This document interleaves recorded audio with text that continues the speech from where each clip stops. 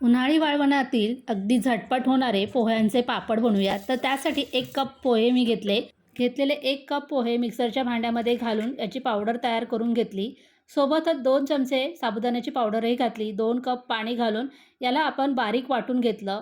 वाटून घेतलेलं पीठ ज्या भांड्यामध्ये आपल्याला पापडाचं पीठ शिजवायचं आहे त्याच भांड्यामध्ये घालून घेतलं. मिक्सरच्या भांड्यामध्ये थोडंसं पाणी घालून मिक्सरचं भांडं विसळून घेतलं.